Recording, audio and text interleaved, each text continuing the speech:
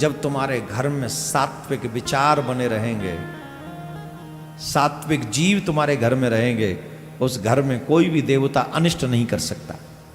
व्यभिचार कभी फ्रीडम नहीं हो सकता और लिविंग रिलेशनशिप कभी भारत का कानून नहीं हो सकता।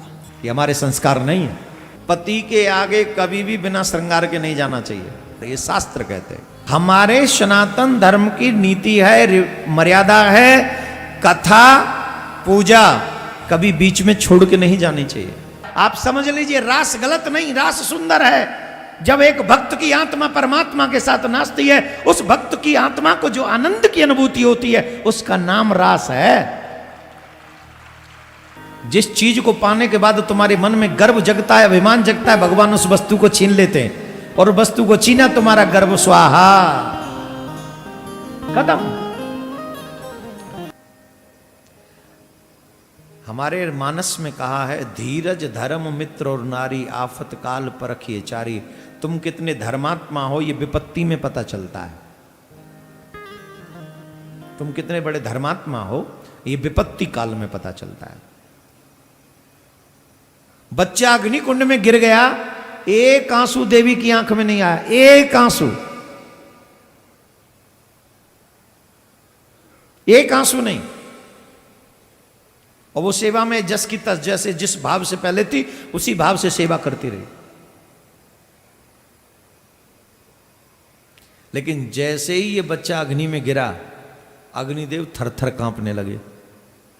अग्निदेव ने सोचा कि अगर मैंने इस बच्चे को थोड़ा भी कोई कष्ट पहुंचा दिया तो इसकी मां पतिव्रता है, इसकी मां जो है वो पतिव्रता है, इसमें वो पावर है कि मुझे भी जला के भस्म कर सकती है। जो सबको जलाता है अग्नि, जो सबको जलाता है अग्नि, उस अग्नि को भय है कि ये पतिव्रता स्त्री ऐसी है कि मुझे भी जला के भस्म कर सकती है। जो सबको जला देता है वो अग्नि थर थर कांपने लगे और तुरंत उन्होंने स्वभाव बदल लिया। वो चंदन की सी शीतल कीच हो गए और बालक उसमें से खेलता हुआ निकल आया। ये उदाहरण कोई और नहीं दे रहा, भगवान श्री कृष्ण दे रहे हैं। जब तुम्हारे घर में सात्विक विचार बने रहेंगे, सात्विक जीव तुम्हारे घर में रहेंगे, उस घर में कोई भी देवता अनिष्ट नहीं कर सकता। कोई देवता तुम्हारा अनिष्ट नहीं करेगा। पर करें क्या माय डियर, यहां तो स्कूल में ही हैंडशेक शुरू हो जाते हैं, हग शुरू हो जाते हैं। वो पतिव्रता धर्म कहां बचेगा। और ऊपर से कह देते इट्स माय फ्रीडम। व्यभिचार कभी फ्रीडम नहीं हो सकता और लिविंग रिलेशनशिप कभी भारत का कानून नहीं हो सकता। ये हमारे संस्कार नहीं है। भगवान श्री कृष्ण ने कहा, गोपियों जाओ अपने अपने पतियों की सेवा मन क्रम वचन से करो, मन क्रम वचन से करो अपने पतियों की सेवा। गोपियों ने कहा, बहुत अच्छा कहा महाराज। गोपियां सोच रही हैं जिसके लिए घर छोड़ के आए वही कह रहे हैं जाके सेवा करो। अब क्या करें, अब क्या करें। तो गोपियों ने कहा, महाराज एक उदाहरण हमारे को भी याद आ गया, आप कहें तो एक उदाहरण हम भी आपको देना चाहते हैं। बोले हाँ दो दो, क्यों नहीं। बोले एक पतिव्रता स्त्री थी, ब्राह्मणी थी, बड़ी पतिव्रता थी। इतनी पतिव्रता थी कि अपने पति का मुख देखे बिना वो किसी का मुख नहीं देखती थी।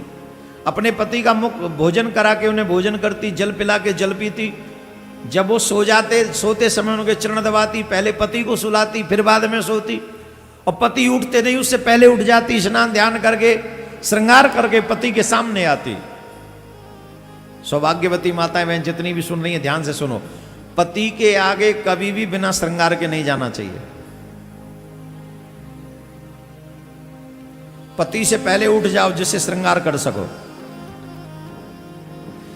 पति उठ के आए उससे पहले अपना उठ के श्रृंगार करके नहा धो के अपना बढ़िया तिलक विलक लगा के काजल वाजल लगा के बढ़िया। और जब घर में पति न हो और जब तक पति न हो तब तक श्रृंगार न कर, ये शास्त्र कहते हैं। मैं नहीं कह रहा हूं, शास्त्र कहते हैं। श्रृंगार किसके लिए? जवाब दो। हमारा श्रृंगार किसके लिए? पति के लिए। तो जब पति घर में नहीं तो श्रृंगार किस लिए? जब पति घर में हो तभी श्रृंगार करना चाहिए। तो वो देवी बड़ी पतिव्रता थी, बहुत। एक दिन पति ने कहा, देवी मुझे धन कमाने के लिए परदेश जाना पड़ेगा। तो देवी ने कहा, अगर आप परदेश चले जाएंगे तो मेरे व्रत का क्या होगा? बोले, मैं तुम्हें माटी की प्रतिमा बना के दे जाऊंगा, और जैसी सेवा तुम मेरी करती हो वैसी सेवा तुम माटी की प्रतिमा की करना। और जब तुम माटी की प्रतिमा की वैसी सेवा करोगे तो तुम्हारा नियम, तुम्हारा व्रत यों का त्यों बना रहेगा। बोलो राधे राधे। ऐसे नहीं, जोर से बोलो, और जोर से। पतिदेव चले गए और माटी की प्रतिमा बनाकर दे गए। माटी की प्रतिमा बनाकर दे गए तो वो माटी की प्रतिमा की पूजा करती रही मन क्रम वचन से। जैसे अपने पति की वो पूजा करती थी, ठीक वही पूजा वो अपने सच्चे पति की करती रही। ऐसे ही कुछ समय निकलता गया, निकलता गया, निकलता गया। एक दिन ऐसा समय आया कि वो दरवाजा बंद करके अपने मिट्टी के पति की पूजा कर रही थी, मिट्टी के पति की पूजा कर रही थी। उसी समय उनके सच्चे पति परदेश से आ गए और उन्होंने दरवाजा नॉक किया, दरवाजा खटखटाया और कहा, देवी मैं परदेश से धन कमा के आ गया, दरवाजा खोलो। और उस समय देवी कर रही थी मिट्टी के पति की पूजा। सत्यनारायण की कथा किस किसने सुनी है? लीलावती और कलावती का क्या होता है जब पति लौट के आते हैं? किस लिए? क्योंकि वो पूजा अधूरी छोड़ के चली जाती है ना? सुना है? हमारे सनातन धर्म की नीति है, मर्यादा है, कथा पूजा कभी बीच में छोड़ के नहीं जानी चाहिए, कभी भी नहीं। अच्छा एक बात बताओ, इतना बड़ा जन सैलाब यहां बैठा हुआ है, अगर मैं कह रहा हूं 10 आदमी भी उठ के चले गए तो मेरा क्या जाएगा? मेरा क्या लॉस है? लेकिन मैं क्यों बोलता हूं? 2 व्यक्ति भी अगर बीच कथा में से उठ के जाते हैं, इसका मतलब है कि हम लोग अपनी कथाओं की मर्यादा नहीं जानते।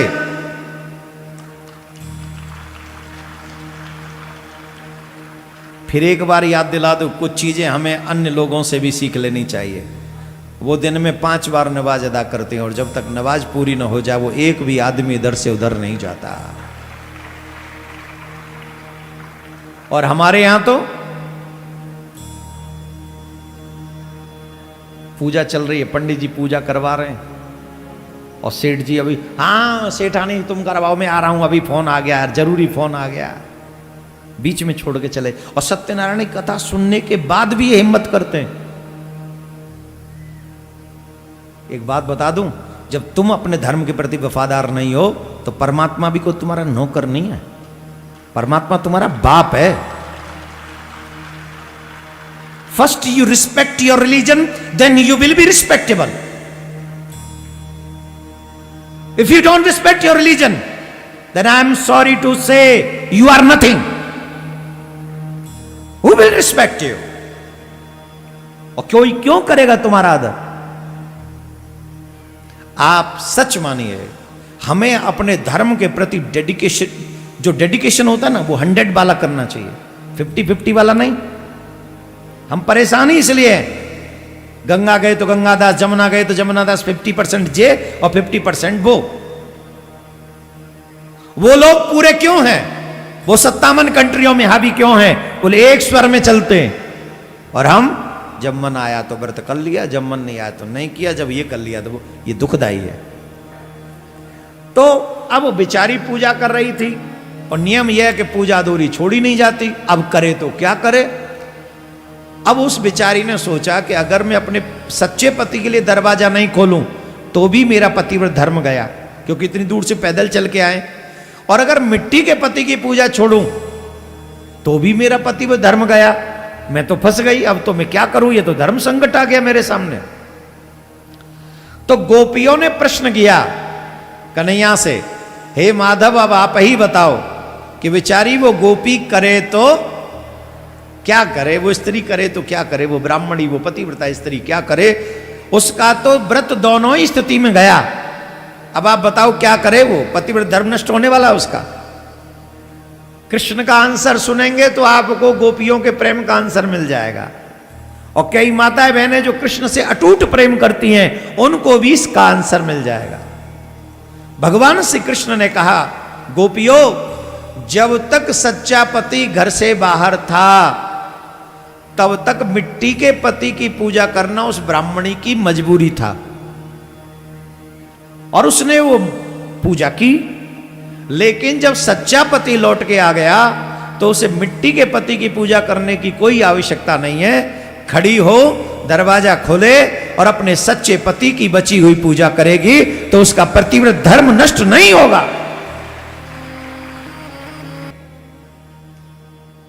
गोपियां बड़ी जोर से ताली बजा के नाचने लगी, आनंद में झूमने लगी। कन्हैया बोले, कावे वो बाबरी है गई हो का? बोले नहीं नहीं नहीं, आनंद आ गया, आप ही का मुख और आप ही का न्याय। कैसे? बोले अभी आप कह रहे थे ना जाओ अपने अपने पतियों की सेवा करो। हे नाथ, जब तक आप हमें सच्चे पति नहीं मिले तब तक हम इन मिट्टी के पतियों की पूजा करती रही, पर जब आप हमें सच्चे पति मिल गए तब इन मिट्टी के पतियों की पूजा की कोई जरूरत नहीं बची। गोपी बोली, हे कृष्ण, ये जितने भी लोग हैं ना तुम्हारे शरीर के पति हैं, तुम्हारी आत्मा देखी आज तक तुम्हारे पति ने? बोलो बोलो। और ये जो शरीर है क्या बनेगा जलने के बाद? राख। राख को मिट्टी कहोगे? कहोगे कि नहीं? कहोगे कि नहीं? तो ये मिट्टी का ही पति हुआ कि नहीं?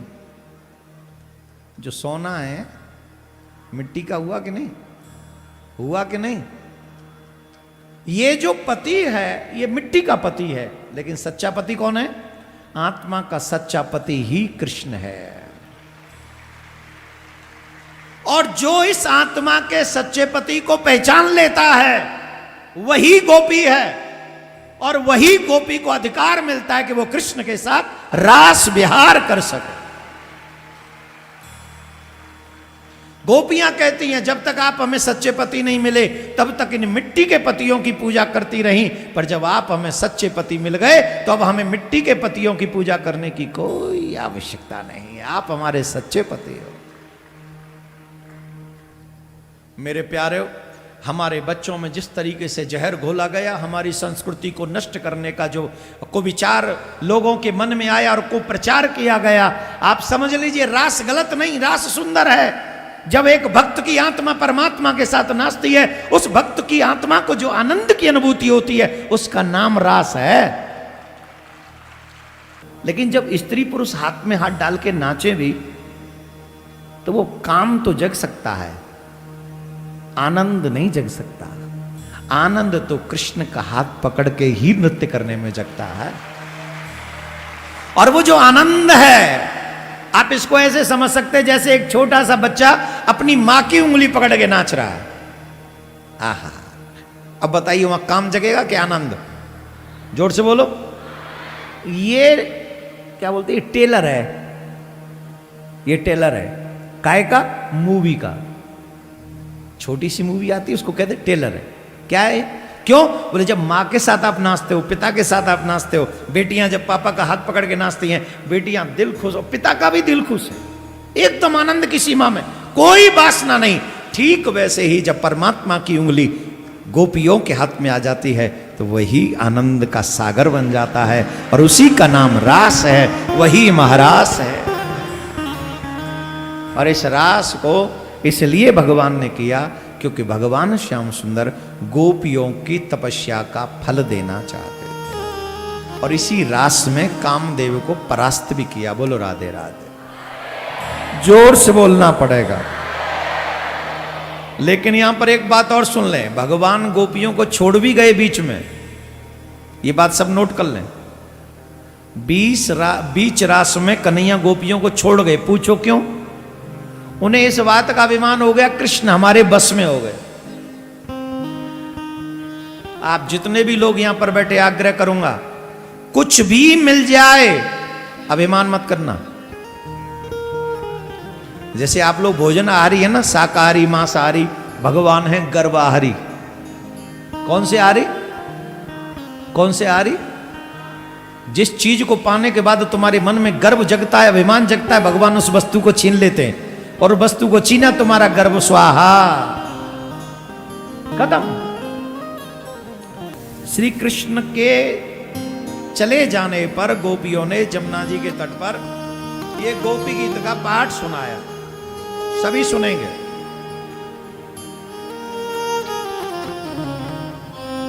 जयति तेधिकं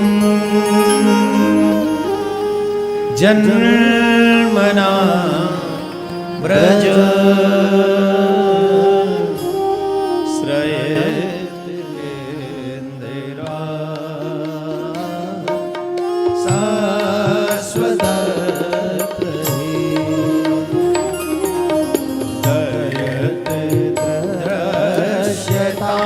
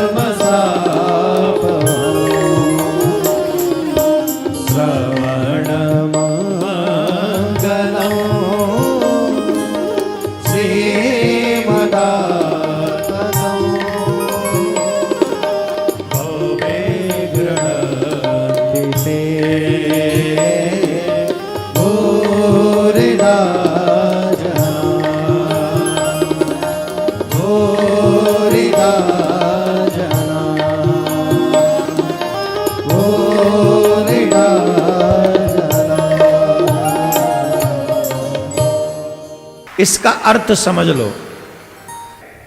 गोपी कह रही है कृष्ण के छोड़ के चले जाने के बाद कि तुम्हारी जय हो। बुरा किसको लगेगा छोड़ जाने के बाद? जिसे कुछ चाहिए हो।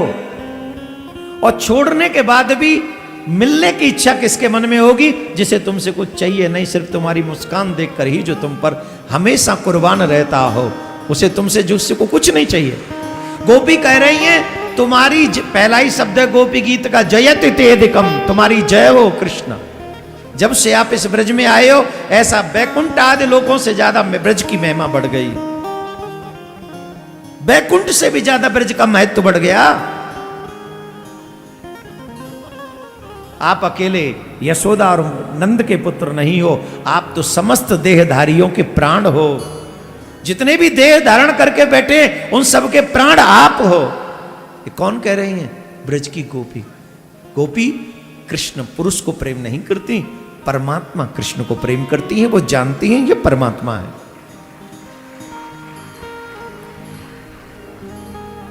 मीराबाई क्या कहती थी?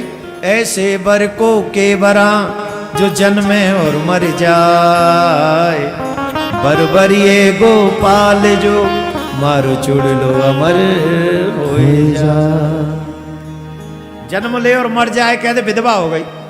ऐसे बर का क्या भरूं? मैं तो उसके नाम की सुहाग की बिंदी लगाऊंगी, मांग भरूंगी कि एक बार भर ली तो विधवा शब्द आ ही नहीं सकता जीवन में, सदा सुहागिन बनी रहे। ऐसे मांग को भरना है मुझे।